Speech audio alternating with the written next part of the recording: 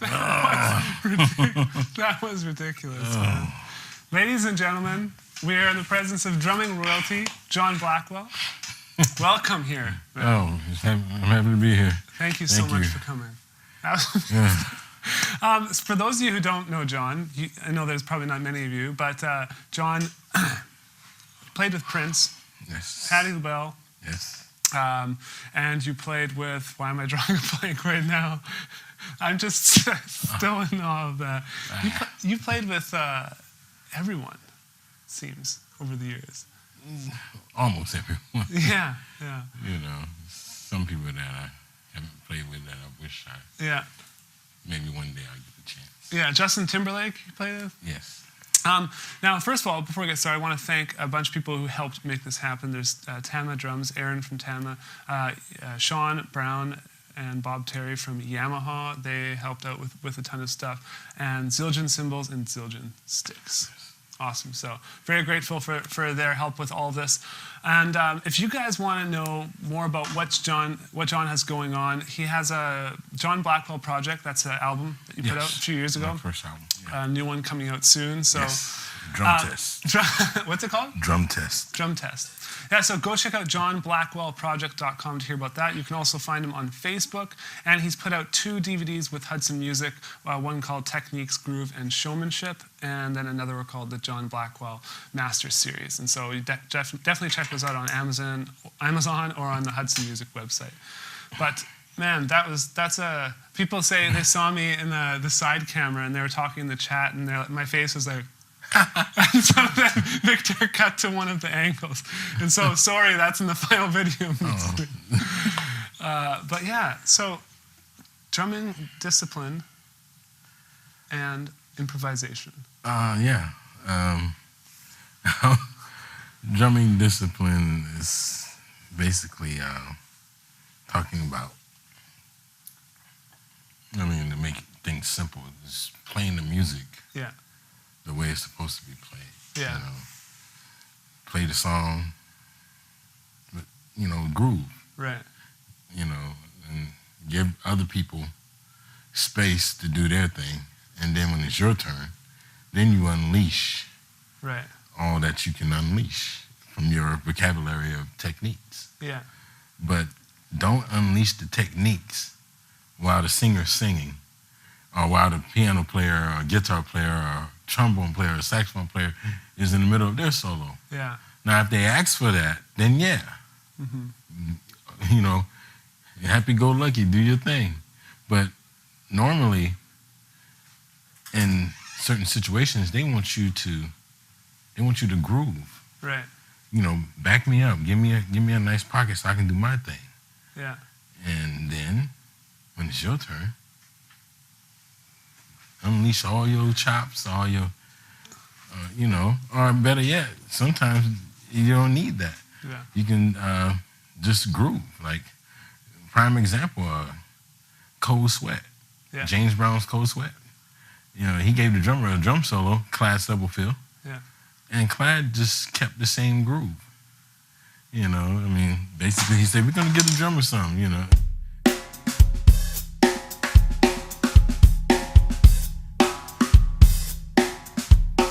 got a drummer, and then Clyde said,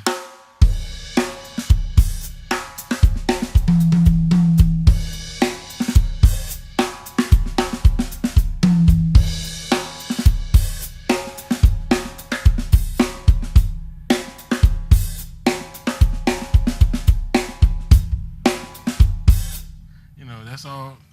Clyde didn't say, you got a drummer. It was like the groove was so locked and funky that he didn't want to move. And so is that something that you gain with experience? I know you were giving examples before in your early days. I don't want to say any names. He's told us so many stories. I don't want to share any that I'm not supposed to. But give us an example in your early days, because this is probably something you learned from experience of making the mistakes. Yeah, well, when I started playing in nightclubs. Yeah. I started playing nightclubs when I was 13 years old. Okay. So school in the day, nightclub at night, and, all I really knew then was you know, my pocket, because my dad, that's all he knew. Yeah. And that's why he got called, because he could groove. Mm-hmm. And he had some serious chops too, but it was never really a time. When they gave him time, he did his thing. But you know, me so like excited to be playing, you know, we'd be grooving, and you got people on the dance floor. Dun, dun, dun, dun, dun, dun. All right, we're gonna get a drummer song. Little John Blackwell Jr. here. All right, go. Dun, dun, bam. And everybody's on the dance floor like, oh, let me go sit down. I'll wait until you finish. Yeah. It was just like the groove just went right out the door. Yeah. And I'm just saying that, you know, because certain songs, there's no need, even if you get a solo, there's no need to go all out. Yeah. Just keep that groove. Like another good song to check out is Funky Drummer by James Brown. Mm-hmm. Another song that when he gave the drummer a solo, and James even said it when he was letting everybody know he's going to give the drummer something, he told Clyde, he said, you ain't got to do no soloing, brother, just keep what you got. Yeah. Don't turn it loose, because it's a mother.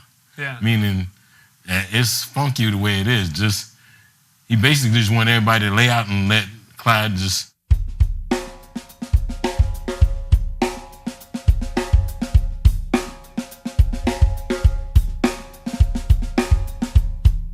the end of the song, he said, he made a little slick at the end. He said, 1, 2, 3, 4.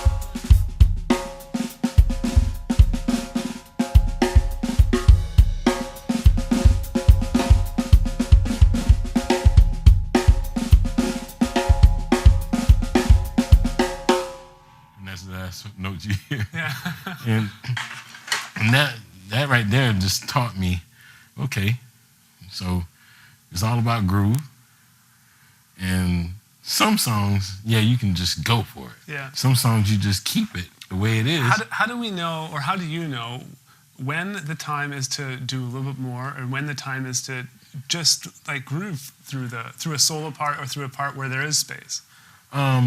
There, like 2004 when I was on the musicology tour, yeah. We used to do a song called "Whole Lotta Love" by Led Zeppelin, yeah. And Prince would turn me loose on that song and leave the stage because he probably was going to change or whatever, yeah. You know, and take a rest or whatever. So he left me on stage all by myself for maybe 5-10 minutes. And that right there told me, yeah, okay. You know, the song goes like.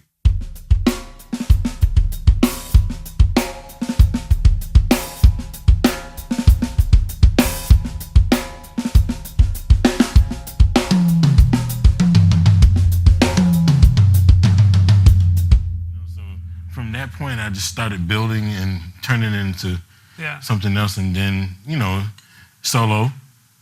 Start, beginning, climax, you know, and then conclusion, and then Prince is back on stage, and we right back into that song, or he'll cut it, and then we go into something different. But if he's still on stage, like we used to do a song called,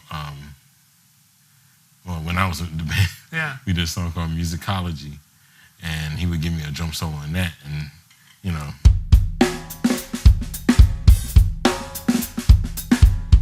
Solo, and I'll just do the funky drummer beat because it's like the start of the show. Yeah. It's not time for, you know, a gigantic solo, you know, so it's like.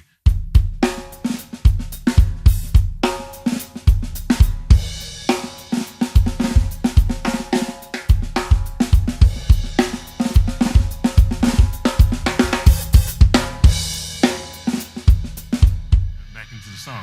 Yeah. So I just applied the Clyde Stubblefield funky drummer final solo on that song, on the funky drummer song, to that solo. Cool. Yeah. And so that's just an example of just groove. I'm going to take a drink. You do your thing. I'll be back. Yeah. Yeah. Yeah. And is this like when we were talking on the phone and stuff about this lesson? You said this is something you're seeing more and more now with new young drummers. Yeah. A lot of times I see, I go to a show and I see somebody. Yeah. There'd be some young, new kid on the horizon, very talented, but not knowing when to do what he wants to do, and also not knowing that that's not the time. This is not the time for you to do your thing. Be in the middle of a song and the singer's singing, and he's just back there just blowing every chop that he knows, and every lick that he could ever come up with, and then by the time he gets to his solo, he's out of ammunition. He done shot it all up in one song. So it's just like, you get to your solo, you're like, oh, all right, I did that in the first song. Thank you, good night. No, but I'm just trying, I come across a lot of drummers and I just tell them, hey, respect the music, play the song the way it's supposed to be played. When it's time for you to shine, then you shine. And some nights you're not gonna get that shine. Some nights it's just all about keeping that groove. Yeah. It's all about just playing the music the way it's supposed to be played. Yeah. And this is something that I'm just trying to, shine a light upon to all the new kids, and even drummers of our age or whatever. Yeah. Some of them they're just swinging away, even on the ballot. Yeah. What are you doing? And I did that once upon a time, and I had a couple of singers. I'll finish singing when you're finished. You finished? No, you're not? Okay. Ladies and gentlemen, John Blackwell. You're like, oh, hey. Cool. Well, I think that's good, because when we were talking before, you said this lesson is two parts. So there's discipline. There's a time when you play and you need to just play the groove, stay in the pocket, and support the artist and the artist. Yeah.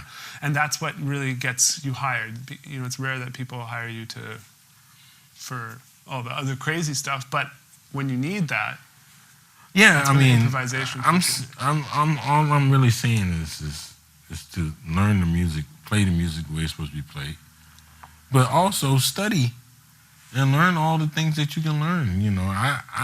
I watch videos every day and break them down, and I try to get every chop I can get. Yeah. But one thing I know is I know when and I know when not to. This song doesn't require me to play my new Billy Cobham lick that I learned from Spectrum or something like that. Yeah. I study all that. I mean, I'm a big Billy Cobham fan. I love Billy. Yeah. I love Tony. I love Papa Joe. I love Buddy Rich. I love Vinny. I love Dennis. I love all those guys. But one thing that those guys know, they are disciplined. So not only do I want to learn from them all the fabulous licks they do, I want to learn the discipline that they have.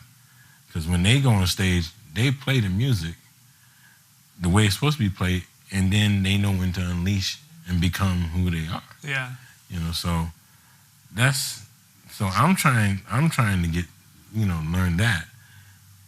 And I want students who I teach to be the same way. Yeah. Or people that I come across who ask me questions on the street. I try to tell them the same thing.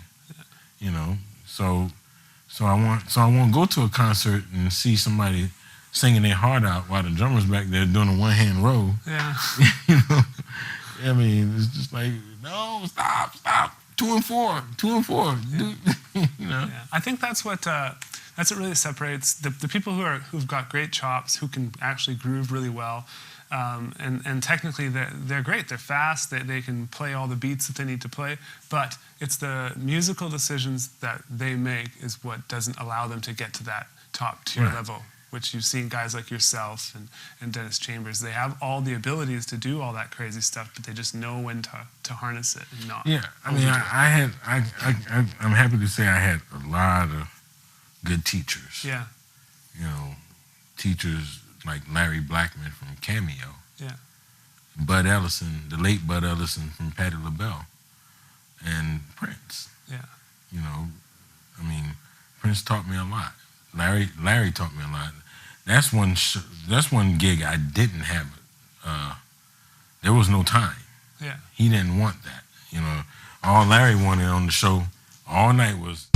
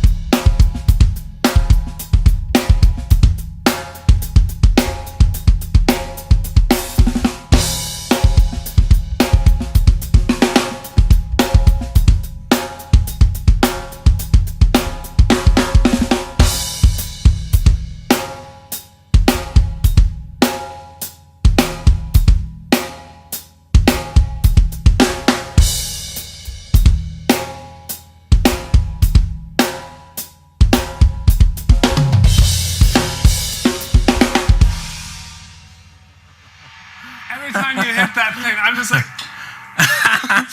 Have you seen that movie? What's it called? It's like a cartoon movie where every time they yell squirrel, the dogs are just like this. Every time you hit that thing, I'm just like. Yeah, that's a whole little gimmick. Okay, I just want to let you guys know, I didn't let anyone know at the beginning. I have so many people watching. Right below the video player, there's a little row of buttons. One of those buttons is submit a question. This is if you're watching it live, not the recorded version afterwards. But you can submit a question, and I won't be able to get to all of them, but we'll get to as many as we can. And I'll choose some, and I'll relay those to John. We'll talk about them right during this lesson while we are live. That's kind of a good segue, I guess you call it, into improvisation. And this is really something I'm interested in as well, as we were talking before, you know, building solos, just understanding how to improvise. It seems to just come so natural to you. So what do you do when you have, you laugh, but he laughs, but it comes so natural to you. It seems that way. Whether it does or to you, whether it does or doesn't, what do you do to practice it? What do you do to get better at improvising? I mean, I studied the greats. Yeah. I studied a lot of history, all the way back to Papa Joe Jones and Roy Haynes and Tony Williams and Elvin and Billy Cobham and Narada Michael Wall and so many people, and my good buddy Dennis, you know. Yeah. And one other person that really took some time with me, Dennis took a lot of time, and I'm always grateful to him because he's always emailing me or sending me some video clip of some crazy Billy Cobham thing or whatever. Yeah. But also another guy, Don Familaro, right, who taught me about, you know, improvisation and soloing and building and knowing when to stop, when to take it to that max and when to drop it down. You know, just being musical and you know, watching a lot of Tony Williams as well too. Yeah. You know. So listening and watching, and then what? Like as far as in a private lesson, you just take in what you can. You know, everybody. You know, we got eyes, we got mind. We can see that, and we can suck it in, and we just take a little bit from everybody we can take from. Yeah. And because it's like I was telling you earlier, it's like gumbo. It's like you got crab, you got okra, you got undulé sauces, and you know, I know my gumbo. You got the roux, you got shrimp, and you got all this stuff in this pot, and you mix it in, and you eat it. It's just like eating, you know. And then for a solo, you take all these things from these different people and whatever is you as also you, and then you unleash it. Just it comes from the heart. Yeah. Don't practice. Don't practice a solo. Yeah, this is what I was going to tell the story. What I was telling him before is I'm practicing really hard for an upcoming event, and so I'm practicing a solo, and he's like, don't practice a solo. And I'm like, I looked at him like he was crazy. Well, because and I'll tell my story. Yeah. I did that. I did that before, and I was with Don Familaro at this particular situation, and Don pulled me to the side and said, "Oh, John, did you practice that?" And I was like, "Yeah." Don't ever do that again. Never practice a solo, John. You just play from your heart. You slam from your heart. Yeah. It'll be beautiful. It'll be beautiful. And I was like, yes, sir. And since then, I haven't. I mean, I can come up with something right now, and I'm not thinking about it. I just, I start. Yeah. So what was I'm into seeing something more. I'll try. Oh, I'll try. So it's just like.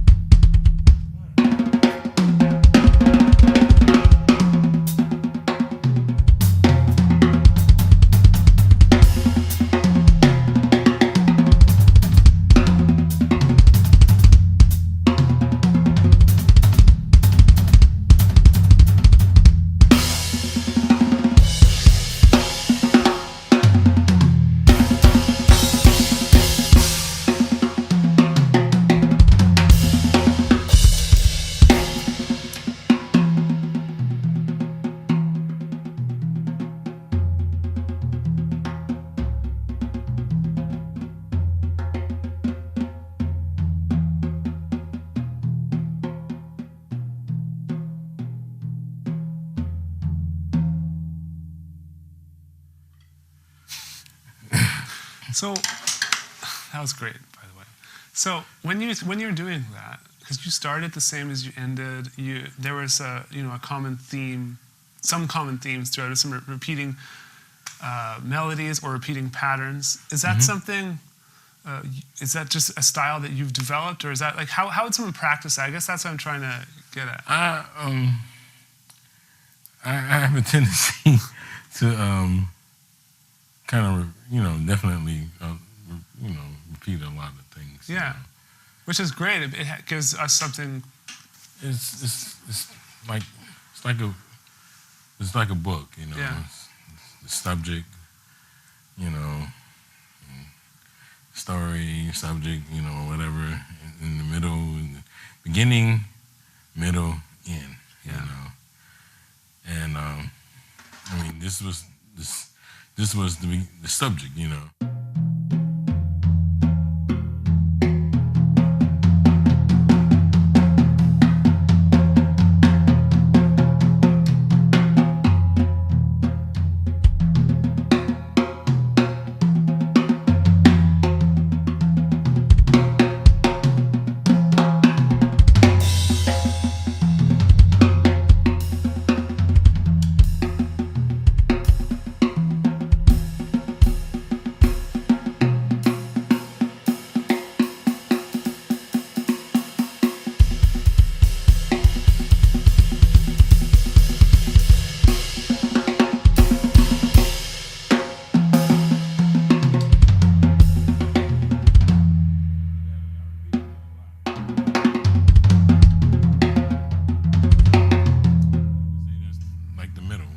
So let's go with the subject. Is the subject something you have already practiced? Like, is that a pattern you just came up with? It's just coming as I think, which is why I do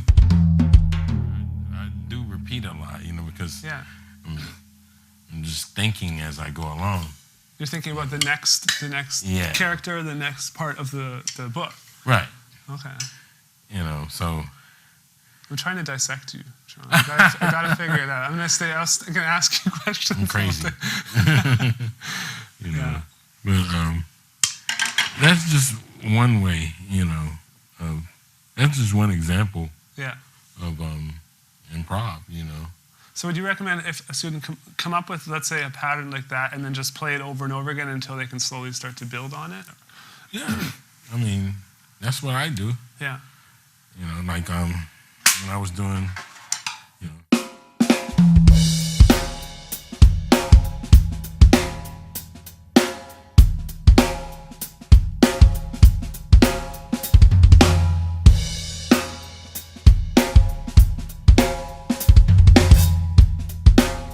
that groove can be a solo too. Yeah. So.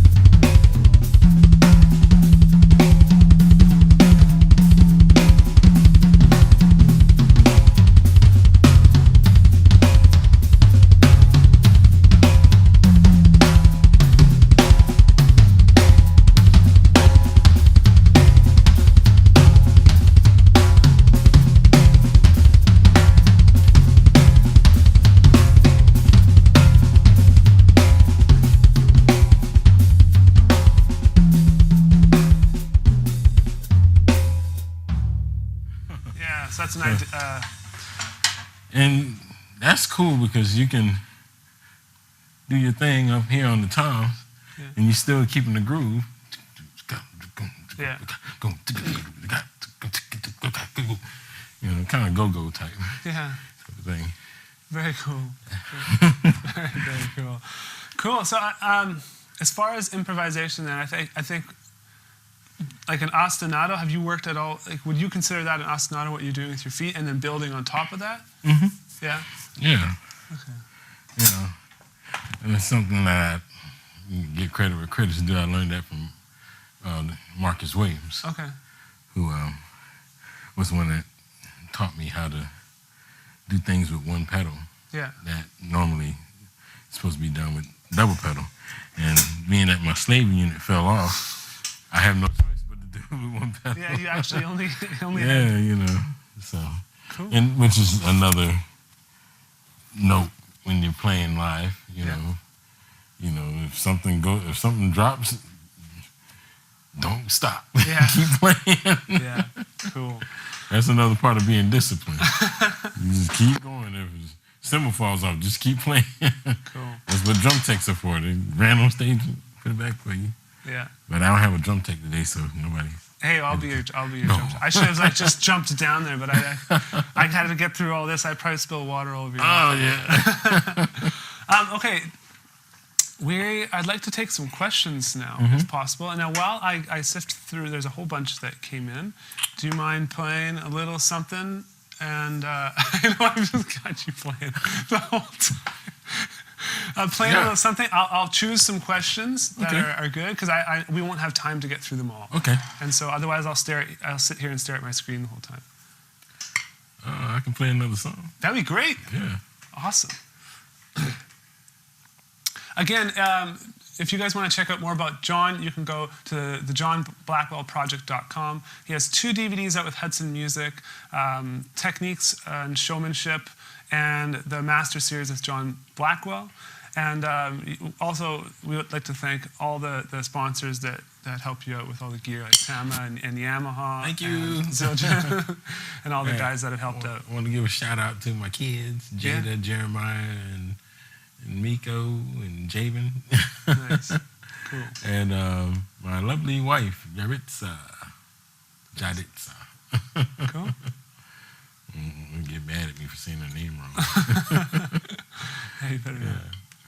Okay. And all the Blackwell family and all my friends from W.J. Keenan High School and all the Prince fans, thank you. Awesome. And this song is called Father Daughter by Tom Coster, my good buddy.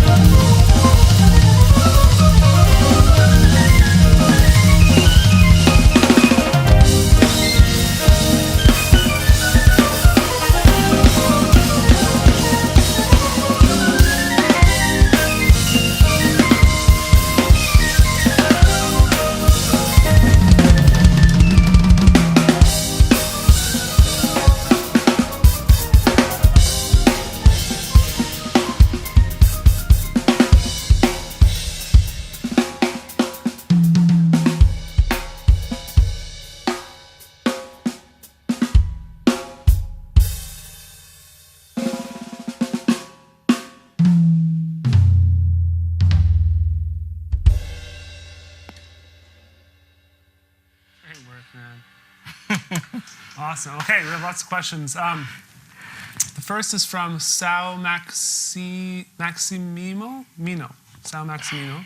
Hi, or my name is Mauricio, and I'd like to know how John Blackwell makes his hands cross over. Maybe like one crossover thing you can show us. Or are you just doing it for showmanship, or is it something? You mean when I groove?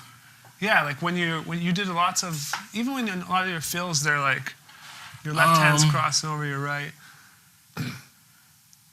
Is there something you worked on to develop that, or was it just a natural? This crossover, when I'm crossing over when I'm grooving, was an accident. Okay. And it just became something that I do now. Normally, when I was 17, I was in Atlanta with my mom and my sister. We were getting her prepped for college in Atlanta. I found out through some people that Simon Phillips was in town and he was doing a clinic. And I was like, man, Simon Phillips, oh man, I gotta go see it. Mm-hmm. So I went to see Simon at the, he's playing at a place called the Roxy in Atlanta. And during the clinic, he was talking about being able to play left lead and being able to play right lead. So he was doing all these demonstrations. I thought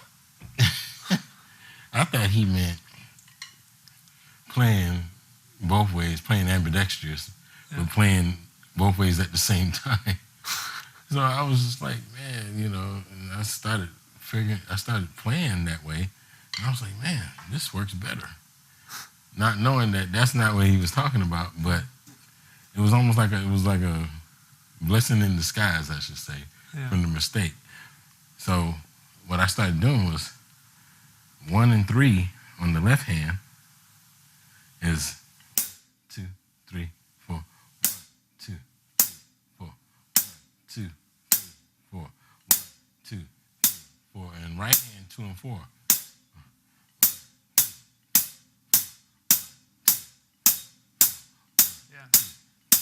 And 2 and 4 on the snare on the left hand.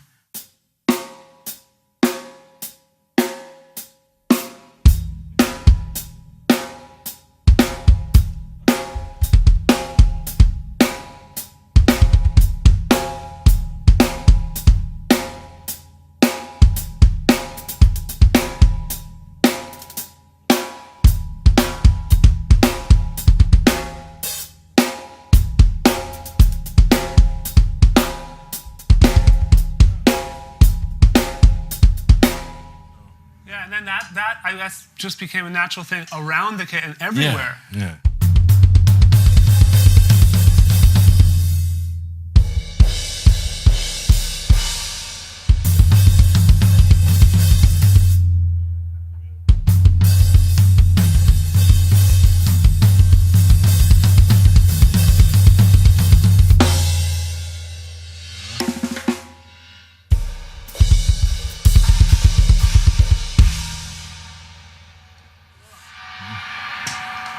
But it came from.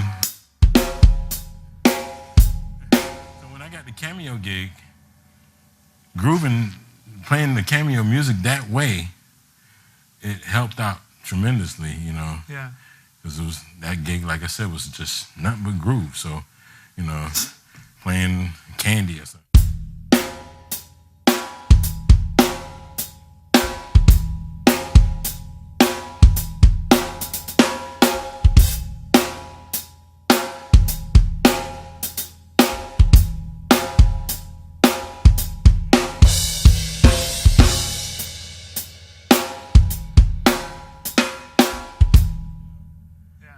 So the more I did it, the more it just came natural. So whenever I play songs, that's how I play.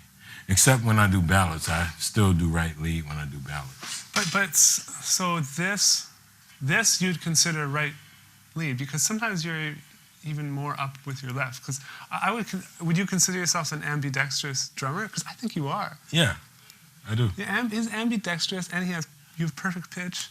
Yeah, in color tones. What is that called? Synesthesia, Victor? What's it called? Synesthesia. Synesthesia. Oh no, I got it. Here's some medication. I need some medication.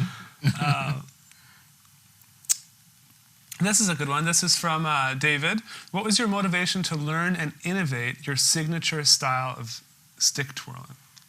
So like what made you decide, like all the stuff, it's very, even with the cymbal behind you, you know, you're such a groove drummer, but yet you also have this such high entertainment side of your playing as well. I started playing in marching band. I was in the drum line back in Columbia, South Carolina. W.J. Keenan Marching Raider Rubber Band. And the guy that trained us was a guy named Kitchen. Rest in peace, Kitchen. He just passed away. But he really worked us and showed us all these great moves, including another guy who's one of my mentors, Jimmy Lee from Columbia, but lives in Atlanta now. He showed us how to twirl sticks, you know, because our drum section was always in battles with other schools. Like at the football game, it just became like a thing that always happened at the school, where we would challenge another drum section to a drum off with the stick twirling and marching and stuff and rhythm cadences and just dancing and stuff. And we every game we would have a battle. AC Flora, Columbia High School, Eau Claire, a lot of schools that we went against, and we had to bring it, you know. Otherwise, if we didn't, the school would talk about us and say, y'all got beat yesterday, you know. So we had to come up with all these moves, like, you know, this and catching the stick from the back and all this kind of stuff. So after all of that, after high school was over with, I went to Berkeley, and I gotta say, Kitchen whipped us into shape, and we won a couple of championships, and we went against one of the baddest schools ever. I gotta give them props, Burke High School in Charleston, South Carolina. And after all of that, I said, man, I got to do something with this stick twirling stuff that I learned, you know. So I said, okay, then we apply it to the drums, you know. And then also watching Sonny Greer from Duke Ellington, watching Sonny Emery, my big brother Sonny Emery. What's up, man? And Jerry Brown, Gene Krupa, Sonny Payne, you know, all these greats. And I watched them, but I wanted to come up with my own way of doing it. And the only thing I could think of was the stuff that I learned at drumline at Berkeley. I mean, at W.J. Keenan High School in Columbia, South Carolina. So I said, how can I twirl a stick and hit the cymbal and still play? So I started saying, okay, normally I would do, but I said, what if I do this? You see what I'm saying? So I said, what if I say,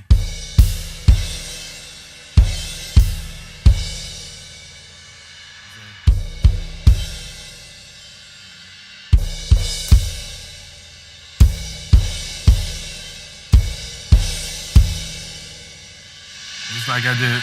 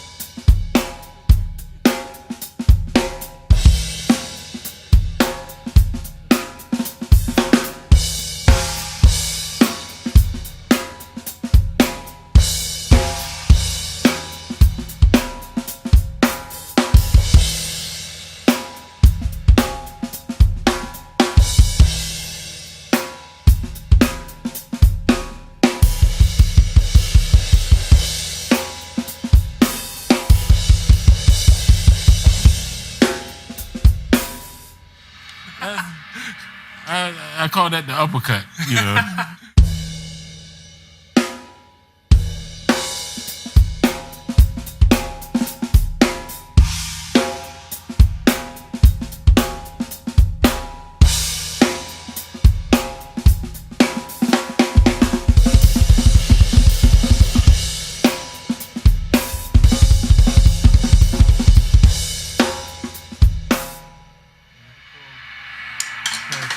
If my pedal was connected, I'd say.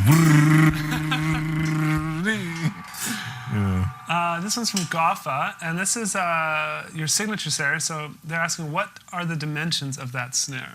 That's your signature snare from Town? Yeah, my 6.5 by 13. Okay. Black nickel plated. Yeah, looks cool. 13-inch. And there is a 14-inch version as well? Yes, the 14 just came out. Go buy it. 5 by 14. Okay. And I have three air holes with corks, but I keep them in. I don't take mine out. Like you have corks that come with the. Yeah, they come with the snare. Oh, and you just unscrew them to. Yeah, you can unscrew them. I see. You can take one out. You can take them all out. Yeah. But I prefer to keep all of them in. I don't take them out at all because I like that tight sound. You know. Yeah. Cool. This is a good one. This was from Chris Smith.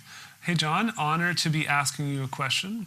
I really enjoyed the lesson. I was wondering, what is your approach to writing original drum parts yourself?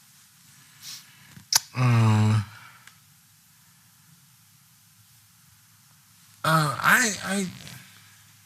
like that song the first song I played was something that I based off of Omar Hakim. Okay. You know, so I get a lot of inspiration from listening to other songs. Like Omar was on this album called Joe Sample's Spellbound, and he played on a song called 7 Years Good Luck, which is one of my favorite songs. When he played the song was it's like the bass line went same key as my song, boom boom boom boom, boom boom boom boom boom,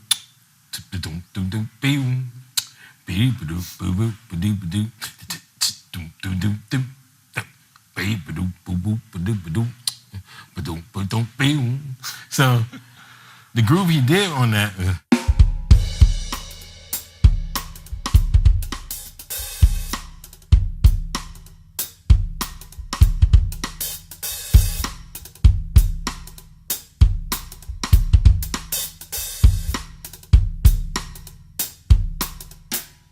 So when I wrote Jeremiah Sleeping At, which was the name of the song that I first played, it's on my John Blackwell Project album. Go buy it. You know, iTunes, Amazon. Yeah. You know, www.johnblackwellproject.com. So when I wrote this song, I had just built a studio in my house, and I was just trying to test, you know, the system. I had, you know, little Pro Tools Logic system. Yeah. So I was just trying, and I built a sound booth. So I put the drums in there, and I had no engineer. So I pressed record and I run in, and the first thing I thought about was Joe Sample's Spellbound, with Omar. But I didn't want to play exactly what he played, so I said,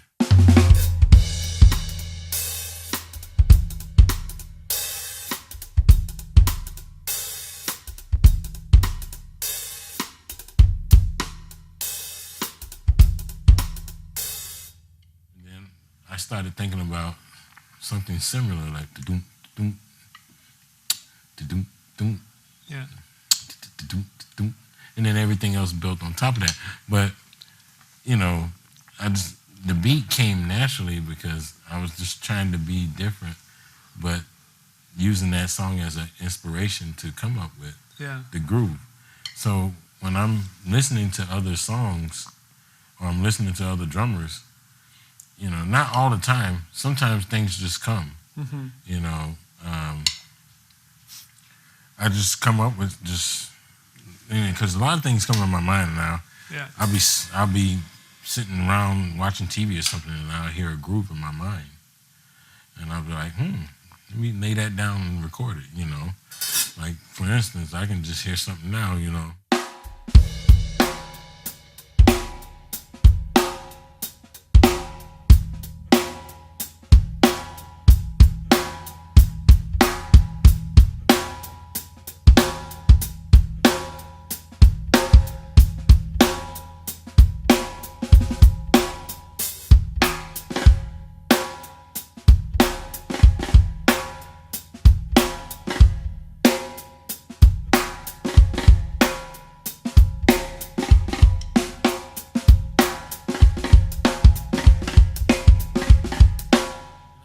Down, like, wow, you know. So I just hear it. Yeah. Or either I base it upon something like 7 years.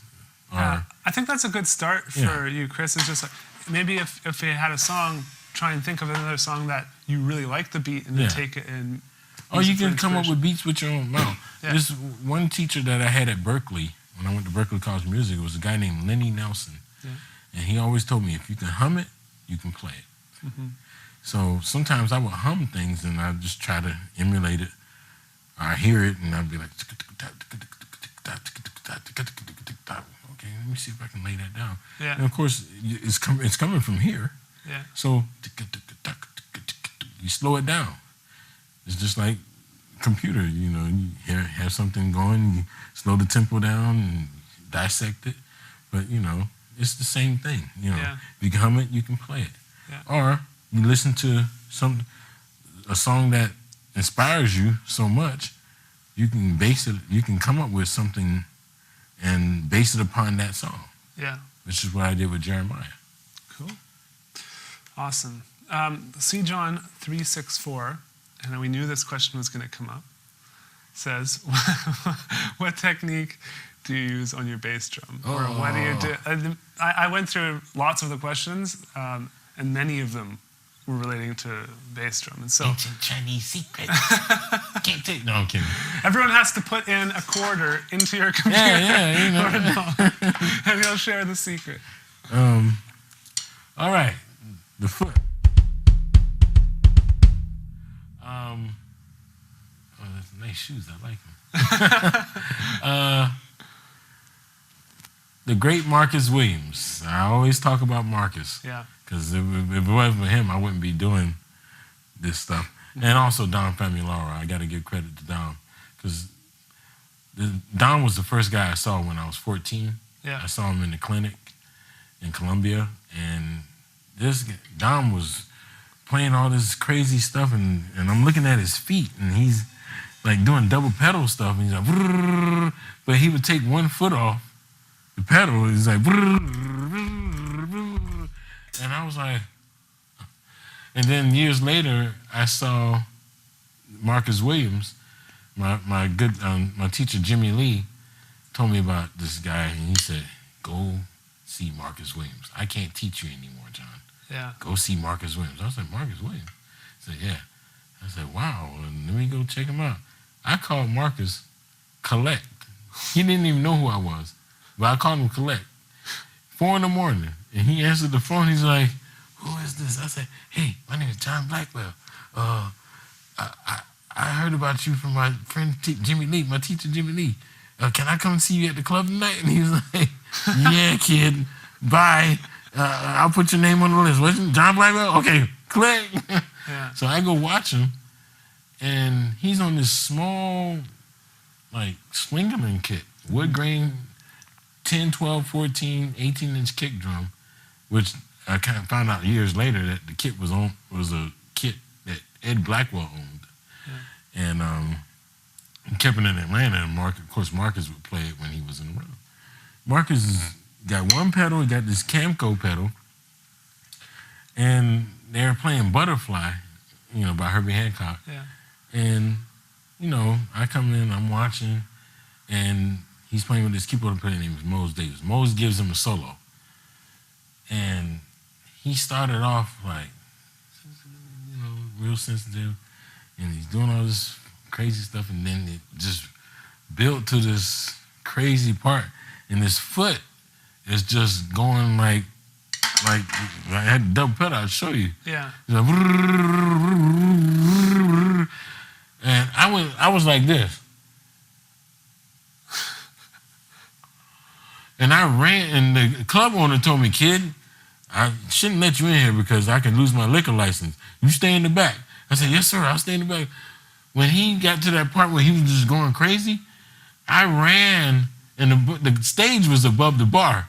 So I ran up on the bar to the stage, and I'm under his stool, and he's like foot is just going crazy, and I'm like, and he looked down, and he's like, ha. I was like, ever since then, I followed that dude around like a puppy. Yeah. I was just like, everywhere he go, I said, hey, can I carry a snare drum into the club for you? Can I get in? Everywhere he went, I went to see him. And finally, he gave me lessons. He showed me this exercise that I still practice to this day. Mm-hmm. And the key to it, and you can also watch this at, you can watch this on my Master Series video. I had Marcus as a special guest on my Master Series video by Hudson Music. Yeah. And Marcus explains all of this stuff. But one of the exercises is exercise in 7. And you're supposed to tighten your pedal all the way to the max. No tension should be in your pedal. So it should be tight to the point to where you can't even press down. It's like where it's hard to press. So it's, just crank the spring. Yeah, so it'll build your muscles. Okay. It'll build your calf muscles up. But here's the practice, the thing you're supposed to practice in 7, the pattern. Yeah. 1, 2, 3, 4, 5, 6, 7. 1, 2, 3, 4, 5, 6, 7. 1. Right? Okay. So you fill the gap. You fill the gaps with the pedal. With the spring maxed out.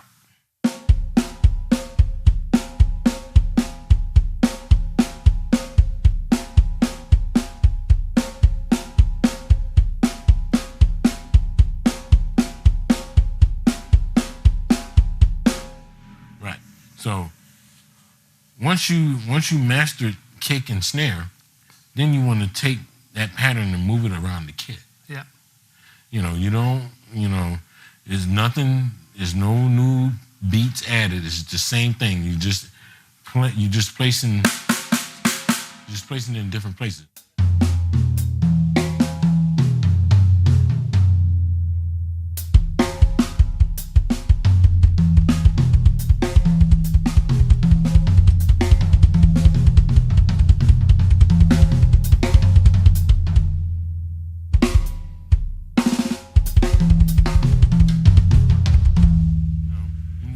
Gradually build it up. Yeah. Faster and faster, as fast as you can get it. But with the pedal maxed out, as I said before. Eventually, you're going to want to keep it tight. Because normally you would practice that way, and then when you go do a gig, you loosen it up. Yeah. But most times people just get so used to playing it that way that's how they play the gigs. Yeah. So, which is what happened to me. So once I practiced that for so many months and so putting all that time in and walking around limping, because that's what happened. I was like, man, I can't even walk. Yeah. And I told Marcus, I said, man, Marcus, I can't walk, man. He's like, I told you, you're going to be hurting. That's how he sounds. So I started doing gigs and,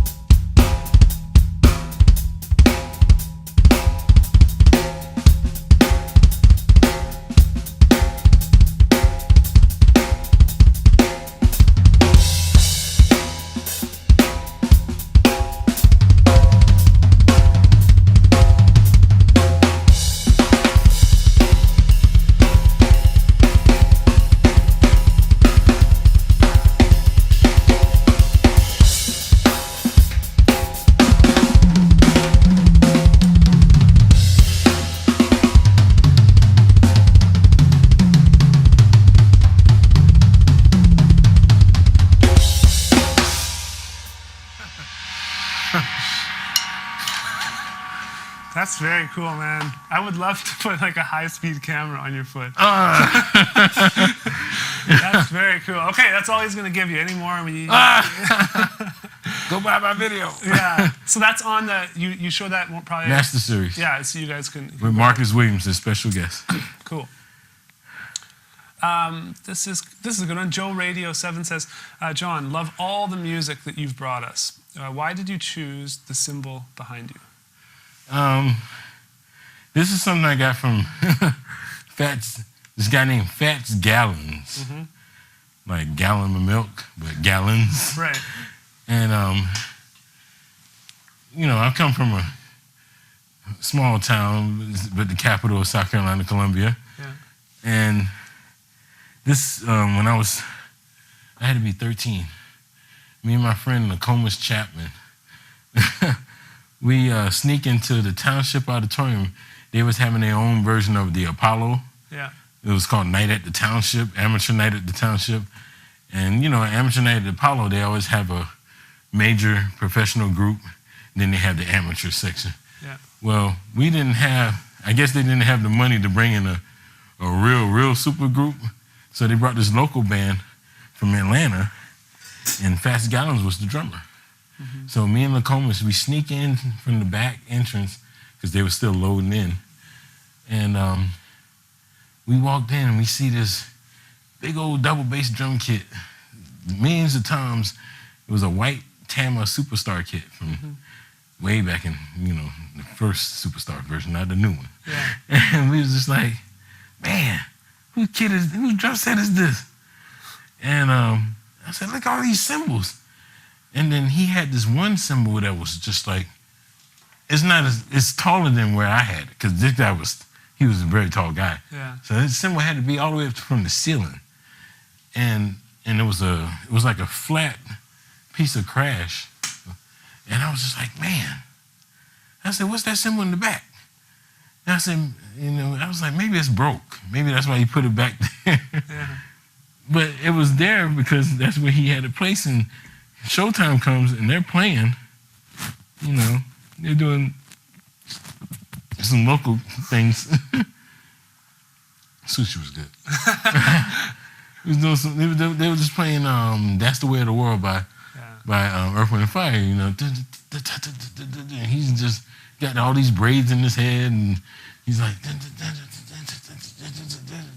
and then they gave him a drum solo, and he just went crazy. Just soon as the drop of a hat, he's like, and then he started saying, bang, bang, bang, bang, and he's doing double bass, and he's hitting that cymbal way up there. He's just hitting it, and me and Nokomis was on the side of the stage like, wow. Yeah. And we never forgot. And I actually met him years later. Mm-hmm. And I said, man, thank you, man. You gave me some ideas. So when I got to Berkeley, I said, man, I started doing cafe shows with other people and doing a singer showcase. I said, man, I'm gonna do that thing Fats Gallons did not too long ago. Yeah. And I said, man, but I don't want to be like him. I don't want to copy him. I'll just put the China back there. So that's when I put the China behind me. Yeah. And I started doing the same thing, except instead of just doing what he did, I twirl. Yeah. So I go from here to here, it's like.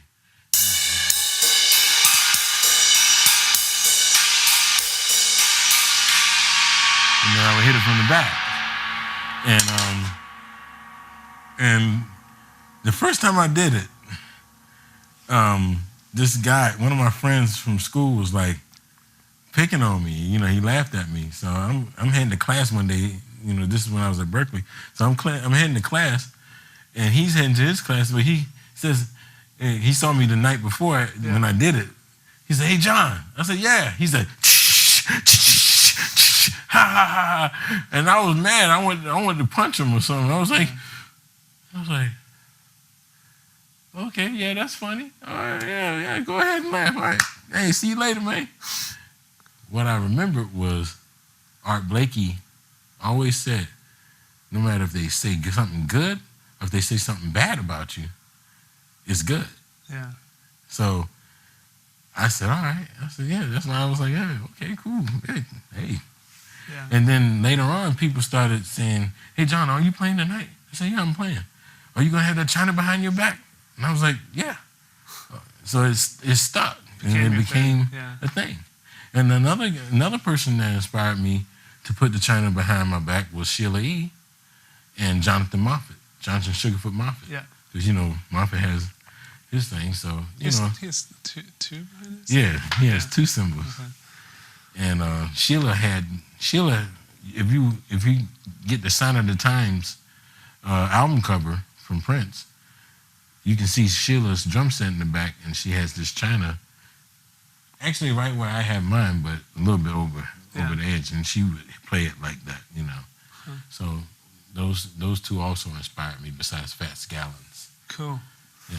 Well, man, we are so out of time. We're way over time. Oh, we are? Yeah, we're half an hour over time. Oh. So I don't know if you want to just play a little bit to play us out, but it's totally up to you. You've been playing. You're good to play a little bit more? Yeah.